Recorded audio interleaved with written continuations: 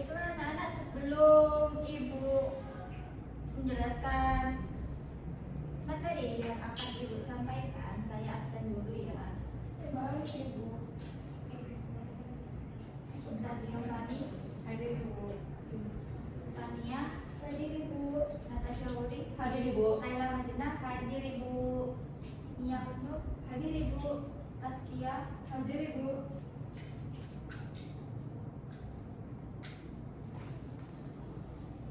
Baiklah, sebelum kita mengawali pembelajaran hari ini, marilah kita berdoa menurut kepercayaan dan keyakinan masing-masing. Berdoa mulai.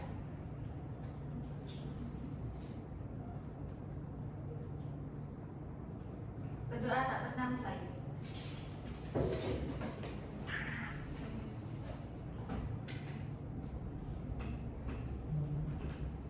Baiklah anak-anak, sebelum kita memulai belajar pada hari ini, saya mau bertanya dulu nih, pernah nggak kalian merasa puas banget sama pelayanan yang kalian terima, misalnya di rumah sakit, toko, atau tempat umum lainnya? Kan Ibu di sini akan menjelaskan mengenai materi layanan prima. Apakah ada yang pernah? Saya Ibu, iya kan ya? Pernah waktu saya ke apotik itu petugasnya ramah banget, terus dijelasin semua obatnya dengan sabar dan saya jadi rasa nyaman. Itu kamu beli obat untuk siapa? Untuk saya sendiri. Oh, beli obat sendiri ya? Iya. Mandiri. Mandiri sekali. Ada yang lain selain Fania?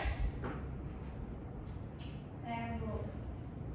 Kalau saya itu di minimarket, kasirnya bilang terima kasih sambil senyum dan gak buru-buru melayaninya. Ya, itu termasuk contoh layanan yang baik ya. Nah, itu contoh awal dari layanan prima. Layanan prima itu bukan cuma soal cepat atau murah ya, tapi soal bagaimana kita membuat orang merasa dihargai dan diperhatikan di dunia kerja. Apalagi kalau nanti terjun ke dunia bisnis, kayak perhotelan, kesehatan, atau bahkan pendidikan. Yang kayak customer service itu, Ibu pernah ya di meeting di hotel. Nah, customer service-nya itu nggak terlalu ramah. Padahal itu termasuk hotel bintang 5 loh, tapi termasuk layanannya itu kurang baik kalau menurut saya. Nah, saya akan menyampaikan materi terlebih dahulu. Sebelum saya akan menyampaikan materi, saya ingin bertanya lagi ke kalian mengenai pengalaman layanan apa aja yang kalian alami, yang lebih jelas gitu loh maksudnya. Tasya ada? Saya Bu. Kalau saya pada saat hari itu, saya mengantarkan anggota keluarga saya ke rumah sakit Harapan Sehat karena mengalami keluhan sakit perut dan bisa terbilang cukup parah. Nah, terus Waktu kami sampai di UGD atau unit gawat darurat, kami langsung disambut dengan petugas keamanan yang sangat ramah. Dia membantu kami mendapatkan kursi roda dan langsung mengarahkan ke ruang pemeriksaan awal itu. Selanjutnya itu yang membuat saya berkesan adalah kecepatan respon dan keramahan petugas medis. Dokter jaga segera datang dalam waktu kurang dari 5 menit. Tanpa terlihat tergesa-gesa, dokter mendengarkan keluhan dengan penuh perhatian, menggunakan bahasa yang mudah dimengerti, dan menjelaskan kemungkinan penyebab serta prosedur yang akan dilakukan secara terbuka dan informatif. Petugas administrasi Anda pun juga memberikan pelayanan yang sangat baik dan sopan. Formulir pendaftaran diisi bersama dengan bantuan mereka, dan seluruh proses hanya memakan waktu sekitar 10 menit. Mereka tidak hanya membantu secara administratif, tetapi juga secara emosional dengan memberikan rasa nyaman melalui kata-kata yang cukup menenangkan. Ketika pasien dirujuk untuk pemeriksaan USG, staf radiologi juga menyambut dengan senyuman dan detail. Setelah hasil keluar, dokter kembali dan menjelaskan hasilnya dan pilihan tindakan medis yang bisa diambil, melibatkan pasien dan keluarga dalam mengambil keputusan. Tidak hanya pelayanan medis, tetapi fasilitas ruang tunggu yang bersih dan ruang perawatan yang nyaman, serta pelayanan makanan yang sesuai kebutuhan gizi pasien juga menjadi nilai tambah dari layanan prima yang saya alami. Yang paling saya hargai adalah sikap empatik dari seluruh petugas dan dokter hingga petugas kebersihannya. Mereka memperlakukan pasien bukan sekedar objek perawatan, tetapi sebagai manusia yang dihargai. Ketika kami keluar dari rumah sakit setelah proses rawat jalan selesai, kami merasa puas dan lega, bukan hanya karena kondisi kesehatan yang membaik, tetapi juga karena layanan yang telah diberikan dapat menyentuh secara emosional itu. Baik, ceritanya sangat panjang sekali ya. Ini rapatnya mana ya? Oh, enggak ada. Di belakang laptop, Ibu. Depan laptop.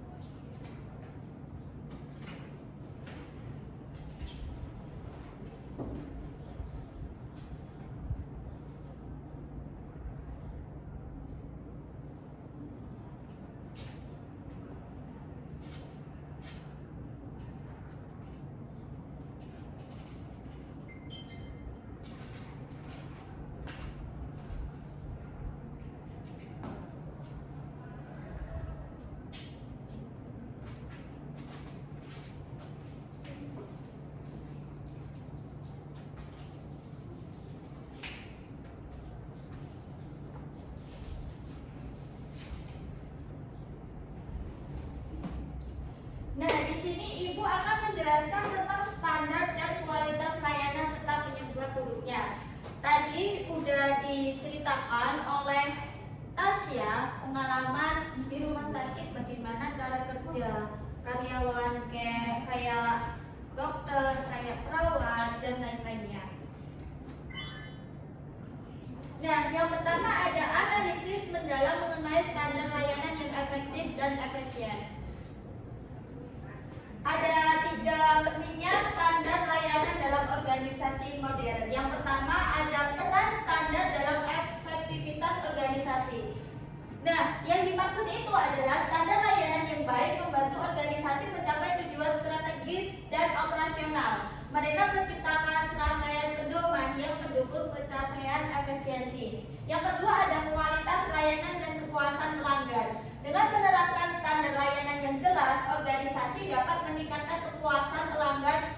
Hal ini menciptakan loyalitas dan meningkatkan reputasi di pasar. Contohnya tadi yang disampaikan oleh Tasya, dia sudah ke rumah sakit, dia melakukan periksa kepada rumah sakit dan memberikan rating yang kenapa ini?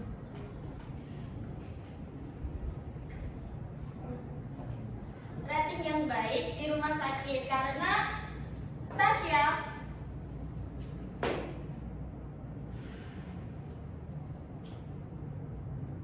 agak error ya ini. Nah, karena Tasya sudah diberikan layanan yang baik dari pihak rumah sakit. Yang ketiga ada identifikasi penyebab buruknya kualitas layanan. Analisis terhadap penyebab kualitas layanan yang buruk pentingnya untuk diperbaiki. Ini termasuk dalam pelatihan karyawan yang tidak memadai atau proses yang tidak efisien. Nah, biasanya kan ada ya perawat yang di rumah sakit itu kayak nggak ramah, kayak kurang senyum, judes, terus kalau menangani pasien itu busuk-busuk. Benar, Bu. Benar, ada yang pernah mengalami.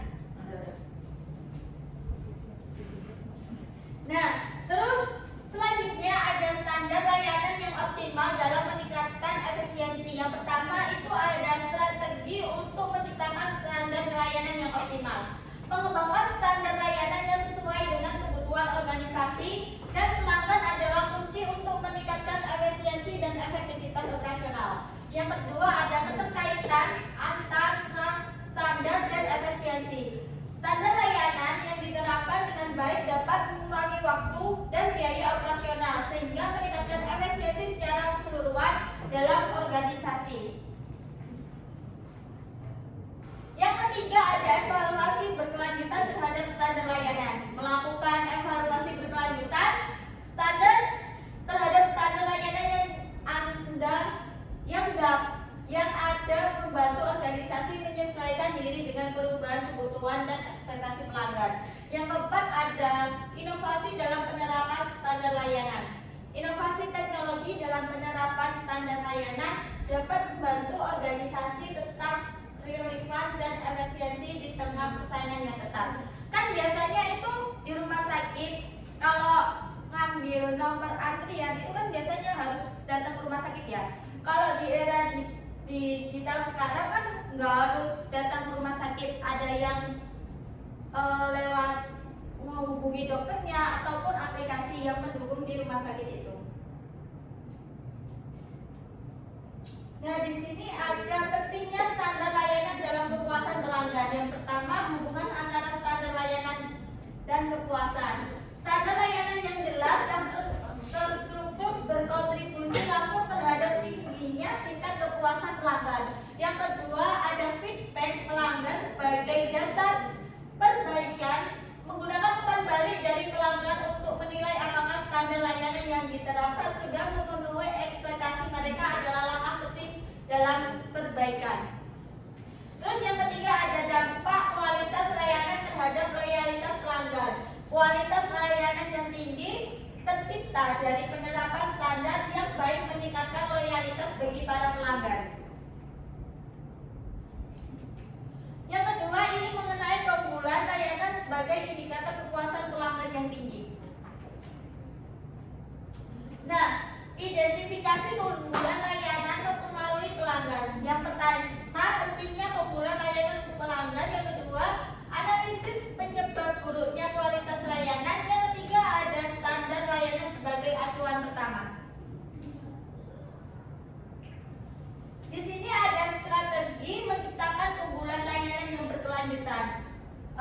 Di mana dalam pengembangan proses pelayanan yang efisien dapat menjadi keunggulan yang kompetitif, investasi dalam teknologi dan pentingnya pelatihan pegawai dalam hal ini. Kedua, inovasi layanan yang terus-menerus dapat membantu bisnis untuk menarik dan memperhatikan pelanggan. Hal ini dapat menciptakan pengalaman yang sangat menarik bagi pelanggan. Dan yang ketiga, melakukan evaluasi secara rutin secara strategis layanan yang diterapkan sangat penting untuk mengetahui efektivitas dan melakukan penyesuaiannya. Nah, di sini ada analisis faktor penyebab rendahnya kualitas layanan. Yang pertama ada pentingnya standar layanan yang dalam kualitas. Yang kedua ada identifikasi masalah dalam layanan pelanggan. Yang ketiga ada kualitas layanan dan dampaknya terhadap pelanggan. Yang keempat ada strategi peningkatan kualitas layanan yang efektif. Nah, di sini ada metode identifikasi masalah dalam kualitas layanan, analisis SWOT dalam penilaian kualitas dengan menggunakan analisis SWOT dalam membantu organisasi dalam mengidentifikasi kekuatan, kelemahan, peluang, dan ancaman dalam kualitas layanan yang mereka tawarkan. Kedua, ada penggunaan survei untuk mendapatkan feedback. Survei pelanggan adalah alat yang efektif untuk mengumpulkan data tentang pengalaman pelanggan dan mengidentifikasi area yang perlu diperbaiki dalam layanan. Nah, di sini ada dampak buruk dari penurunan kualitas layanan. Yang pertama ada konsekuensi finansial dari layanan buruk. Penurunan kualitas layanan dapat berdampak negatif pada pendapatan organisasi karena pelanggan lebih cenderung beralih ke kompetitor jika merasa belum puas. Yang kedua ada kehilangan loyalitas pelanggan yang signifikan. Loyalitas pelanggan dapat menurunkan drastis akibat pelayanan yang buruk, mengakibatkan hilangnya pelanggan tetap. Yang ketiga ada reputasi perusahaan dalam risiko. Reputasi perusahaan sangat mempengaruhi oleh kualitas layanan yang diberikan. Penurunan kualitas dapat mengakibatkan reputasi buruk yang sangat sulit untuk dipulihkan kembali. Nah, di sini ada pendekatan strategis dalam meningkatkan kualitas layanan. Yang pertama ada analisis komprehensif terhadap standar layanan. Yang kedua ada pentingnya keunggulan dalam setiap layanan. Yang ketiga ada identifikasi penyebab kualitas layanan menurun. Seperti yang disampaikan oleh Tasya, tadi kan ada rumah sakit yang istilahnya memberikan layanan yang baik. Nah, biasanya kan ada ya orang sakit itu cocok-cocokan. Misal nih, si A sakit terus datang ke RS Haji. Nah, setelah itu dia cocok sebenarnya di rumah sakit itu. Tapi setelah beberapa bulan itu dokternya tuh nggak dinas di rumah sakit itu dan akhirnya pindah. Ternyata dokternya itu tidak ramah, kan otomatis itu dapat memberikan minus terhadap rumah sakit tersebut. Nah, di sini ada implementasi strategis peningkatan layanan yang efektif. Yang pertama itu adalah langkah strategis dalam meningkatkan layanan. Yang kedua ada pentingnya pelatihan bagi staf layanan. Yang ketiga ada mengintegrasikan umpan balik pelanggan dalam strategi. Yang keempat ada kolaborasi tim untuk meningkatkan kualitas layanan. Di sini Ibu akan menyampaikan video ya, sebentar. Baik, Ibu. Iya, lagi. Sabar ya.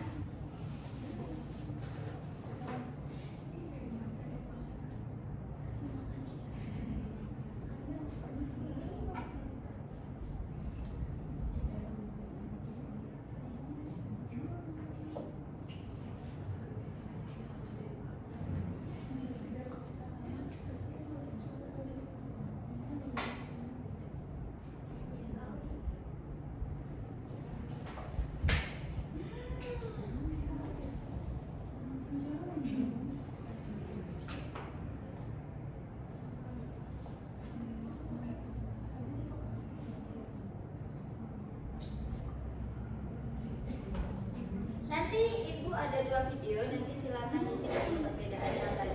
Baik, Ibu.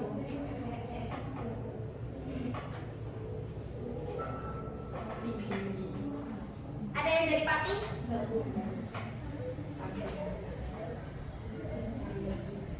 Ini volumenya nggak bisa dibesarkan ya?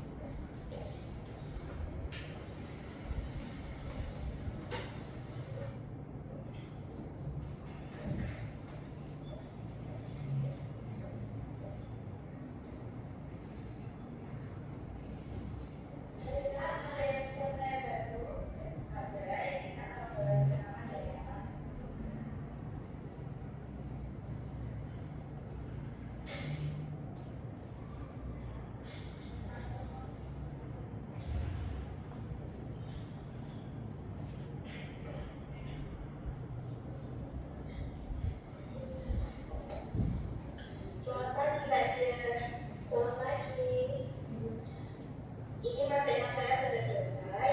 Itu juga mana. Terima kasih. Saya harap saya dapat dari sini menyenangkan. Ya sama-sama di sini adalah sangat bagus, Kak.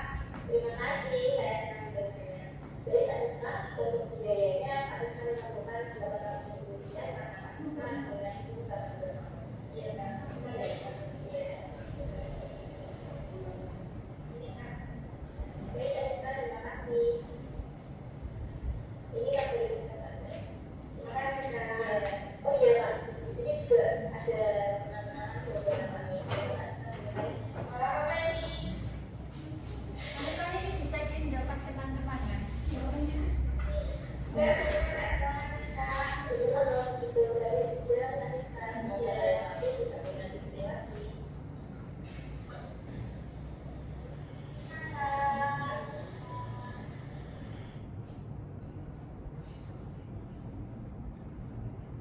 Oke teman-teman, jadi dari tampilan video tersebut kita dapat mengambil kesimpulan bahwa pelayanan diterima adalah melakukan pelayanan sebaik mungkin kepada para pelanggan sehingga pelanggan tersebut merasa puas dan juga memiliki tujuan memenuhi dan memuaskan para pelanggan.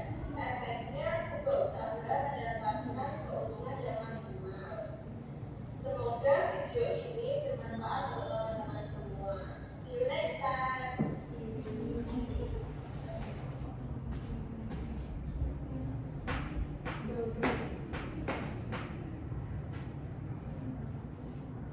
Nah, jadi anak-anak bisa disimpulkan ya bahwa kita di besok kalian kalau kerja dimanapun layanan itu tetap nomor satu, jangan mandang bulu. Entah itu dari orang yang kaya ataupun dengan orang yang miskin, kita tetap sama ya. Bentuk pelayanannya harus sama.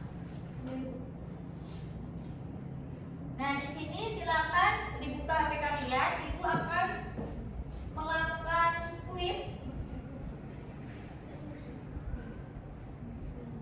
Ada 15 soal. Satu soal 30 detik. Jadi kalian nanti kalau tidak bisa mengerjakan soalnya, berarti kalian nanti tidak memperhatikan apa yang ibu sampaikan. Berarti kalian hanya makan saja di sini. Baik Ibu.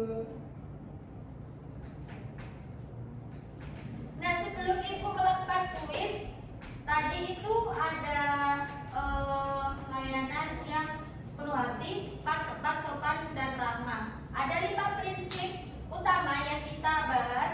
Siapa bisa sebutkan? Ada 5 prinsip utama dalam layanan prima.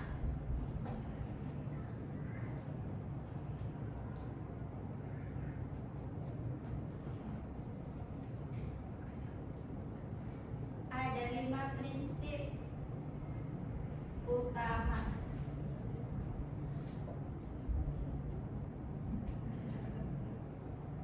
Saya Bu, Apa? responsif, empati, keandalan, jaminan, dan bukti fisik. Betul. Silakan diapresiasi dulu. Nah, dalam kuis ini ibu ingin kalian benar-benar pahami konsepnya, bukan cuma hafal soalnya yang berbasis situasi nyata ya. Jadi gunakan logika dan pemahaman, jangan terburu-buru. Apakah ada yang lain?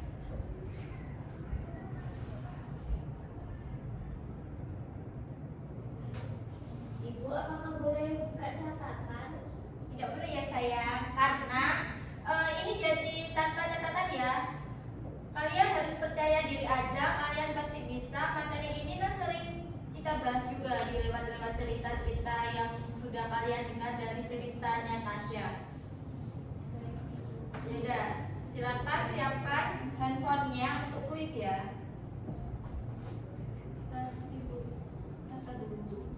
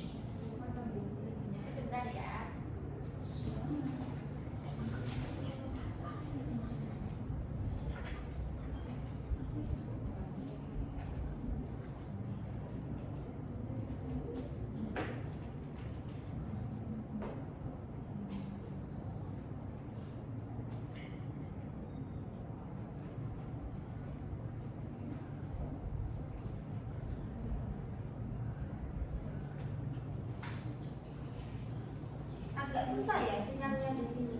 Iya, betul.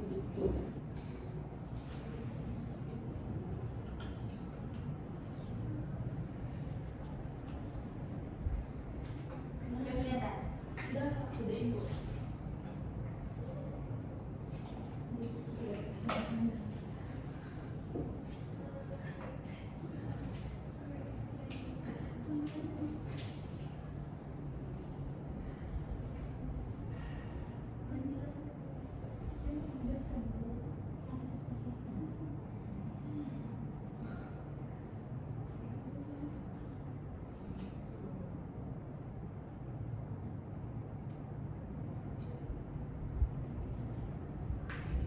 Udah. Ada yang belum bisa. Benar, bulan ibu. Intinya Kak.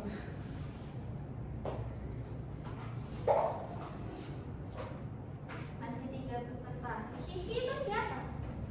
Kiki Pak Ibu. Hostel Fatimah. Oh. QQ. Yang lain namanya jangan disingkat ya. Baik ibu. Masih 3 peserta. Gabung nggak? HP-nya kita Tidak sama. Ketinggalan Bu, nggak bawa HP. Oh, ya udah gak apa-apa. Lain kali HP-nya jangan ketinggalan ya. Gabung nggak apa-apa ya. Entar Bu. Aku mulai dari awal. Tunggu biar yang mau. Oh, udah tadi. Udah? Ella udah?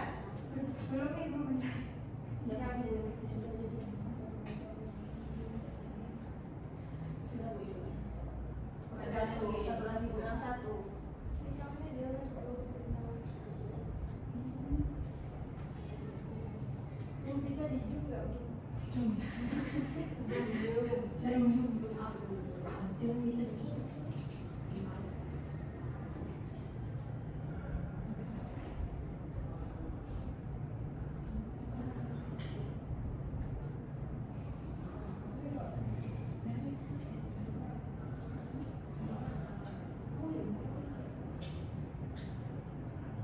Ibu.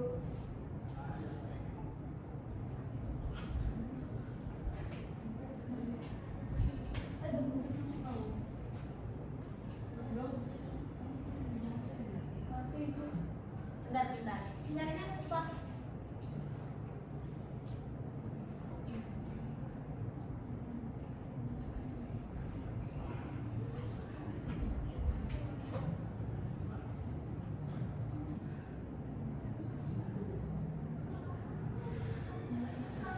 Bentar ya, nanti dulu sampai sinyal susah.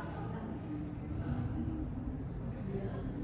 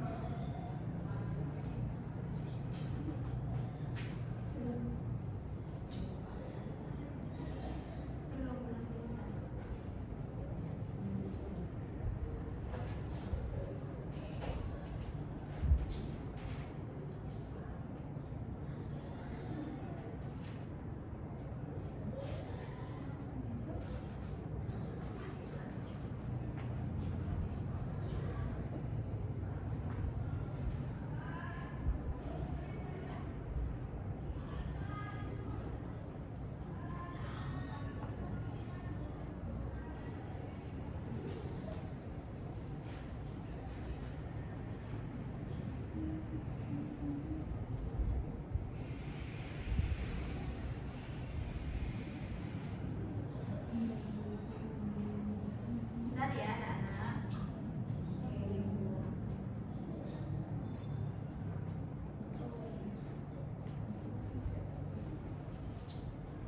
Udah ini.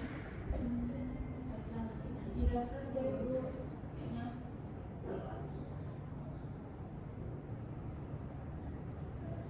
Ibu mulai aja ya. Iya pak ibu.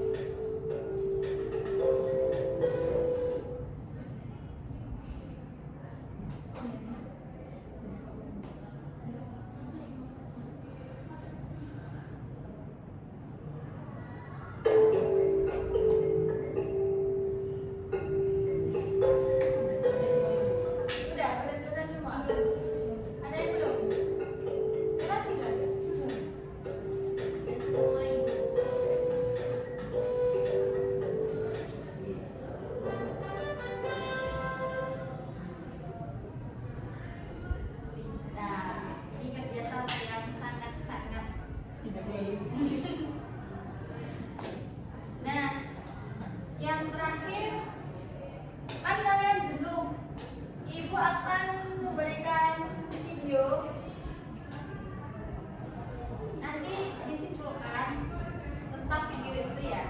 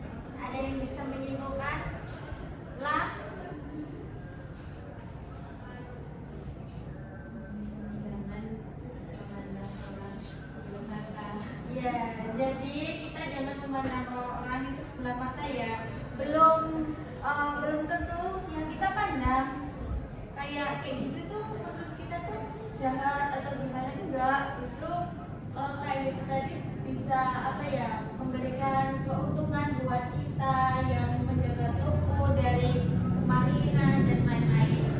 Nah, oke, pembelajaran hari ini Ibu tutup.